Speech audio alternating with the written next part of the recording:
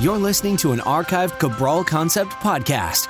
After listening to this show, check out the most up-to-date podcasts available at stephencabral.com/podcasts or search directly on iTunes.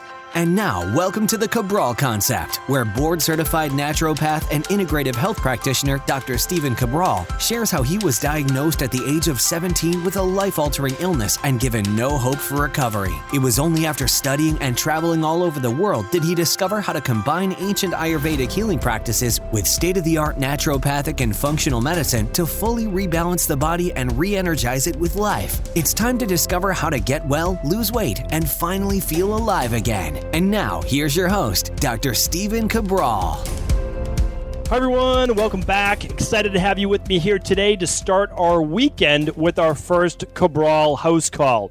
So this is where we answer our community's questions each and every weekend. Always happy to be able to do that. Reach out to the community and see what's going on in terms of the wellness, weight loss, anti-aging based questions that are out there.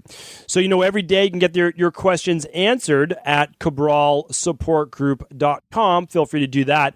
Or if you don't mind waiting, it's taking about 10 weeks or so, 12 weeks to get them answered in the queue on the Cabral house calls on the weekend.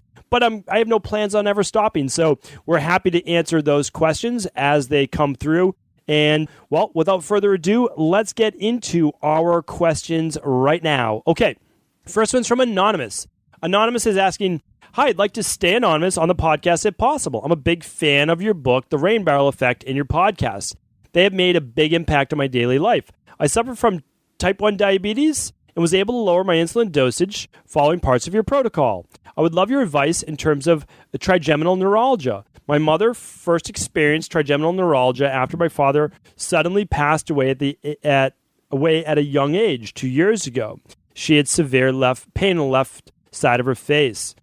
Because the longer questions, I just want everyone to know, I could spend the entire 25 minutes that we'll be with each other today just answering, or I should say just reading the questions. And so I want you to head on over to 1037, stephencabral.com/1037 to see the entire question written out there, because I'm always going to give you the most important parts. If the stress is high, the pain went up immediately. She took some prescription drugs, but it caused hair loss and change in mood and severe diarrhea. Unfortunately, another stressful event sent her back. Again, right from the beginning, I know the answer that you're looking for. I've worked with many people with these particular same type of issues, and it is stress-based. And the trigger was, unfortunately, your father, her husband, your mom's husband, right, passing away. Obviously, that's traumatic. And stress goes through the roof. And it can lead to many things. Inflammation, deterioration of the myelin sheath of the nerves. It can also just lead to constriction, vasoconstriction, like tightening, right, of those arteries. And what we want to do is, it's totally up to you. Again, I can never treat, cure, or diagnose disease, especially over a podcast, right? But if it was me, what I would do is, I've answered this before. You can go to stephencabral.com/podcast and type this in. But what I would do is I would look at a hair tissue mineral analysis, and I would absolutely look at, right now it's called the thyroid adrenal hormone. In the future, it's going to be called our complete thyroid, which looks at the adrenal and cortisol output along with thyroid as well. So that's the place to start, because most likely what we're looking at is not enough magnesium. We're looking at potentially going to be using a product called Adrenal Soothe, 1 cap breakfast, 1 cap lunch, 2 at dinner. We're going to be using our deep sleep protocol at night.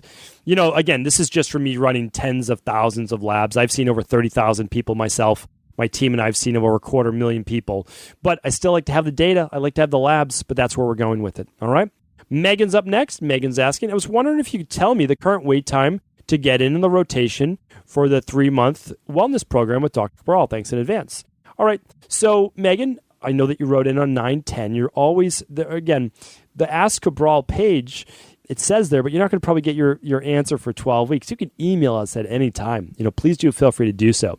Just email on at support@equilibriumnutrition.com if it's a product question, and if it's a wellness question for the practice, you can email in at support@stephencabral.com, or just go to cabralsupportgroup.com for everything, which is our Facebook page. So, okay, 3-month program. Well, our health coaches, my health coaching team, we'll most likely be able to get you in within a couple weeks. Just a couple weeks is the waiting period, probably 2-3 weeks, maybe 4 at the most. So, and keep in mind, working with my health coaches, I review all of your labs and I give you my recommendations as well. But they are helping with the intake and I'm giving you of the program. And the reason is we get thousands of people applying. And so I can't see thousands of people, right? So that's what we're doing right now. And so I would encourage you to simply email in at support@stephencabral.com and we will be sure to help you. Okay, Rachel's up next. My name is Rachel, and I'm looking for a PCP trained in functional medicine for my family of 5. I'm 44. My husband's 45. She goes through all of her kids' ages. And we live in Rhode Island. They don't recognize NDs. And I'm looking for, again, a functional medicine doc that can also act as a PCP. Do you practice as a PCP, which is a primary care physician? And let's see. Well, okay, I can answer that for you. I do not practice as a primary care physician. A primary care physician is going to take health insurance and be licensed in the United States. That is not something, one, that I would choose to do because I would not. Here's why. I've explained this before, but I'm always happy to do it again. If I get licensed under Massachusetts licensure, not Rhode Island, but Massachusetts, which is totally different because then it wouldn't be in your state, I cannot talk with people all around the world because I'm licensed in one state. The second thing is this. I would have to do a very specific examination with everyone, and I wouldn't be able to do my Skype consultations because I'd have to do an exam. The next part is this. I would have to bill insurance.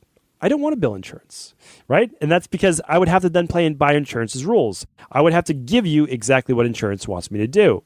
And then the last part is this. I would have to keep electronic medical records, which means all of your fees would have to go higher because there's a lot more that's entailed in that.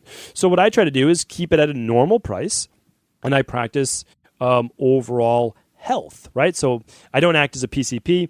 People may choose to use me that way, but that is not what I label myself as. And I do not cure, treat, or diagnose disease because that's the saying that we have to talk about. So that's it. So how would you find a functional medicine doctor? Well, it's not extremely easy to do that, right? But a lot of the concierge medical practices will have a functional medicine doctor. Now, you just have to make sure, though, that they're not just running blood work because a lot of functional medicine doctors, they just run blood work. They do everything by blood work because as an MD, they're trained to draw blood, which again, nothing wrong with that. But in my opinion, a true functional medicine doctor, a true integrative health practitioner, naturopathic doctor, or naturopath would run the subclinical labs as well because you want to look at what else is going on besides the blood. The blood's great, but we need to look at hormones in the saliva. We need to look at heavy metals. We need to look at gut function with urine and stool. So there's a lot more that goes into it. I apologize that I'm not the best resource for you, but the truth is this. Most people should have their PCP and they should also have an ND or health coach. That's just the truth. Like you can have both. There's nothing wrong with that. Have an MD to do your MD work and have an ND or integrative health practitioner to do your health work. All right. Nicole's up next. What's Nicole saying? Let's see. Hi, Dr. Brawl. My name's Nicole, and I was wondering if you could clarify some things for me. Please, I follow and love your content. I'm learning a lot, but I feel like I'm confusing myself. I've stuck to a keto diet for about a month and a half, feel great, extremely energized, and lost weight. I'm not diabetic, just trying to be healthy and manage my weight and a lung condition. I'm fairly active, and being on keto is the best I've ever felt for a long, consistent period of time. My 16-hour fasted glucose in the morning was a 93, which was high, I thought, but I thought it was a good sign that when I eat, my glucose doesn't go up too much, maybe like 101, and then comes back down fairly quickly. After I work out for an hour, my glucose went up to 128, started to come down to 93, after 30 minutes, 87. I was wondering if you could explain the process to me if I'm burning fat adequately, if my sugar is spiking like that. My second question is, would the increase in carbs from the vegetable juice, coupled with maintaining vegetable juice, higher fat, low carb, most of the carbs I'm consuming are from vegetables that I have been following, lead to weight gain or throw off insulin sensitivity? I know it's a lengthy email, but I'm seeing if you can clarify. Okay, let me do my best. So I say, and I have let people know before, we do a low-carb diet for weight loss, but it only lasts 3 weeks.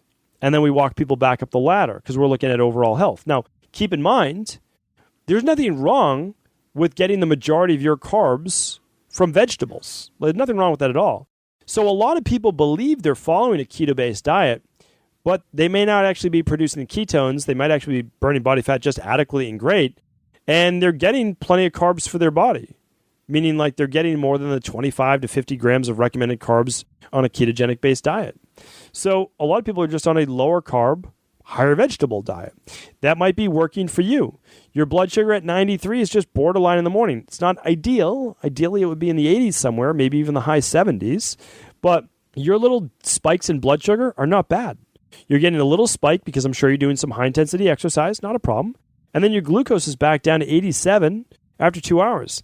You seem to me like you're doing great. So I don't want to make an issue out of when there isn't an issue.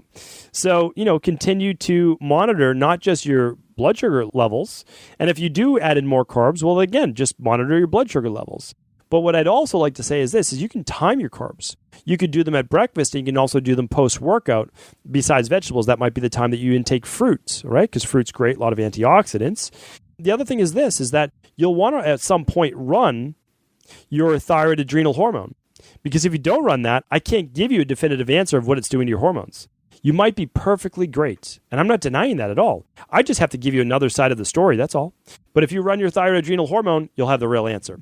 All right, Brandy's up next. Brandy is asking, do you have any podcasts or information related to milk protein, casein, and whey allergy? I was just diagnosed with this allergy, and I know it's different than lactose intolerance, but I'm still trying to figure out how to fit calcium into my diet. I feel like my bones are suffering because they aren't getting what they need. All right, Brandy, love the question and love that I don't have your last name so I can give you a hard time. Okay, so you're new to the Cabral concept. That's okay. We love all of our new people coming in. If you go to stephencabral.com/podcast, the search bar, and you type in casein, or you type in whey, or you type in calcium, or you type in cow's milk, you'll find a bunch of podcasts on that. It will show you why cow's milk or milk is not a health food. And then I also talk about casein as being one of the worst proteins in the world. If you're looking to increase your chance of cancer, as well as food sensitivities, allergies, asthma, and all sorts of bloating and digestive issues, then that is when you want to take casein. Tongue in cheek there. Horrible product. Marketed by the fitness industry really well because it makes up 80% of all dairy. 20% is the whey. Whey is more expensive. That's because casein is more abundant. It's cheap. They need to market it really well like they do soy protein, right? It's abundant. It's GMO. They can market it and they can try to show you some type of benefit. So with casein, they say, well, this is the slow digesting protein. Yeah, it's slow digesting because it's really hard to break down. It's horrible for your gut, horrible for your body. Increases IGF-1 levels. Now, bodybuilders, they market that as a good thing. Well, a good thing, but it can also increase cancerous tumor growth as well. No casein. Whey you can use. I mean, you could choose to use that if you chose, if you did a food sensitivity and it showed you didn't have an issue to whey. Our food sensitivity test that you can do right at home, you can find it at equilibriumnutrition.com, along with all the lab tests, will show you if you're sensitive to whey as well. Yogurt, whey, cow's milk, goat's milk. I have not seen, so only about 2 out of 10 people are sensitive to goat milk. But I've seen about 9 out of 10 people, this is no exaggeration, 8 to 9 out of 10 people with an IgG sensitivity, which is a delayed reaction to milk, as being sensitive to it, which means every time you eat dairy, you're having a slow inflammatory-based response. Over time, what could that lead to? Well, it could lead to all sorts of issues. Intestinal permeability, Th2 dominance, autoimmune-based issues, if you're spilling proteins through the gut wall, etc. So, not a huge fan. Again, just because of lab testing, it's shown me you're right with lactose intolerance. Lactose intolerance is the sugar, which causes the bloating or diarrhea or loose stool or maybe even constipation. The protein is which causes the antibody or antigen-based reaction. Now, calcium, I've done a podcast on calcium before. How do you get your calcium? Well, I want you to go to stephencabral.com/podcast and type in calcium. And you'll see it there as one of those super nutrients of the week. Let me see if I can find you that podcast. I can't promise, but I'm going to do my best right now with my big list here to find out if I can find it. Calcium. I wonder if I did a show or not do a show on calcium. Well, if I didn't, it's going to be coming up next Friday. I'll tell you that. I'll put it on my list of calcium. But I've done previous podcasts on high calcium foods. You can get it from dark green leafy vegetables. That's an easy one right there. You can get it from sardines. You can get it from wild salmon. So there's a lot of other researches. You can literally go to Google and type in non-dairy sources of calcium, and you'll see a bunch right there. Also, our product called CalMag Complete is an amazing calcium magnesium product. I use it myself with dinner each night. Okay, Good question, though. Anonymous is up next. Hi, Dr. Ball. Over the past few years, I've had a few occasions where it feels like I get food stuck in my throat. I drink water, it feels worse, it makes me choke up a bit. I know 2 people that have had a procedure to stretch the esophagus, but this sounds invasive, so I'm wondering what you might recommend. Great question. I've answered this a couple times before. It's called achalasia. We've worked with many, many people with this, and they no longer have it. And that's because it has nothing to do with the esophagus itself and everything to do with the nervous system.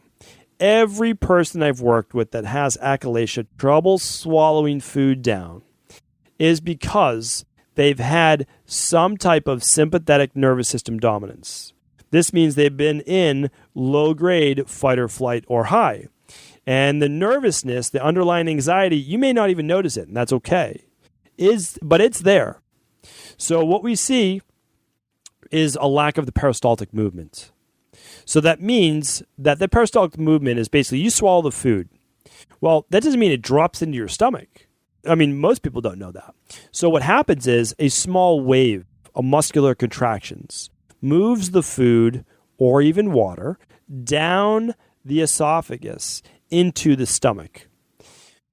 Also, if you are not relaxed, the lower esophageal sphincter, which is the muscle at the bottom of the esophagus, the top of the stomach, will not always operate properly. It might stay closed at the wrong time. It might stay open the whole time, letting acid up or not letting food down. What we need to do in these situations is breathe. Close your eyes, breathe in through your nose, exhale out through your mouth or through your nose, relax your body, calm your body down, and the food will start to move down. But the real fix is this. We can run a hair tissue mineral analysis and a thyroid adrenal hormone, or just an adrenal hormone. You can run that, and it will show you the stress factors. Or we can begin, again, I'm not treating, curing, or diagnosing disease here, but if it were me or some of my family, I'd probably recommend something such as the deep sleep protocol at night, full spectrum magnesium, probably a cap for breakfast, a cap for lunch, 2 at dinner. I'd probably recommend the Adrenal Soothe, 1 cap with breakfast, 1 cap at lunch, 2 at dinner, and practicing meditation, relaxation, hatha yoga, being more self-aware, calming stress in any area, doing Epsom salt soaks, and like those people in my practice, I think that this will be a thing of the past for you as well. Okay, up next is Stephanie. Stephanie has a long question here. So what I'm going to do is I'm going to give you the meat and potatoes of it, as they say. So, dear Dr. Ball, right off the bat, I want to apologize for the length of this message, as I'm sure you received thousands of emails. However, but I can't help but hope you address this of mine. I read your amazing book, The Rainbarrel Effect, and for the first time in my life, I felt like someone understood and had the answers to what's been ailing me for years. I'm 51, been sick for most of my life, but I have a strong spirit and won't give up. I've been told I'm a complicated case. Aren't we all, right? Aren't we all, Stephanie? I found someone who actually knows and has the answers as well. Thank you for all you're doing. I took your Rainbarrel Effect quiz, and I was a 117, which confirmed my system's a mess. I don't have a lot of money. I'm on disability. All right, let's see what this question is. First one. Do you know a doctor that lives near Minnesota that may be able to help me? How much do you charge for appointments and follow-ups? What do I need to do to make this appointment? I would even try to stay in Boston for a bit or make multiple trips. Forgive me if I sound desperate. I'm all in. I sincerely want to get better. All right. Thank you, Stephanie. So, totally understand where you're coming from. You wrote this on October 10th. So, I apologize for, the length of time between these, right? There's obviously quite a bit of time. So, what I want to make sure, though, is that you just you get your help now if it hasn't been answered. So we work with people all over the world over Skype, and Skype is a free program just on your computer and allows us to talk face to face. So you don't have to come to Boston. Some people choose to. That's fine. Our entire program is outlined each month. It's 12 weeks. So we see people a minimum of 3 times. And the reason we do that is because we know that people aren't going to get well in one visit. And that's because they're an individual. So we do an intake, we sit down, we don't just give them a cookie cutter program. We're going to either recommend labs, or if you're not able to afford the labs, that's okay. Then we're going to recommend a program the next time we meet. We'll explain those labs also so that you know exactly what they mean when you get your results back. Then we do one more follow-up appointment so that we make any adjustments and tweaks that you need to your program. That's how we get people results. The prices vary, but they're very, very fair, and you can work with someone on my health coaching team, and I still read your results as well. So please just email support@stephencabral.com for all help that you need. Okay, we are going from a long question with Stephanie to one of the longest. If not, Troy, you may take the record. It is more than a full page on my Word document. It's almost 2 Word pages. That's impressive, Troy. I'm very proud of that. All joking aside, I don't mind at all the long questions. Happy to get through them. I just want you to know it can't be a personal consultation just on the Cabral HouseCall, but I'm absolutely going to give you my best right now. So it's Troy from Australia and a long-term struggle with anxiety, panic, OCD, and gut health. Thank you for adding that, Troy. That actually does help. You have 2 MTHFR gene mutations. You're taking certain methyl guards. You've seen a chiropractor and nutritionist that said you have leaky gut. The next person, a naturopath, gave you N-acetylcysteine for OCD and inositol. Later on down the track, after swearing that the anxiety and panic is definitely a genetic issue, I thought I'd try a nutritionist. They did a hair follicle test, came back with some issues, and was put on a lot of different supplements as well. One of the pills being molybdenum. I was taking many different things, all my anxiety and severe OCD at the time, but you guessed it, nothing still. I've tried all sorts of different therapies, cognitive behavioral therapy, healthcare. I'm 38, physically fit, yet frustrated, depressed, jaded, and angry. Okay, let's keep going down the line. Would you be able to help me? I know you have a background in Ayurveda. I'm so confused. I listen to podcasts saying anxiety, panic can be from a symptom of poor gut health, SIBO, bacterial overgrowth, H. pylori, gut infections, etc. It's just too much it's doing in my head. All right, let me see if I can get you the place to start that you deserve. So Troy, thank you for writing in. I really appreciate it. So I totally understand where you're coming from. And the truth is that anxiety and panic and OCD can come from many factors.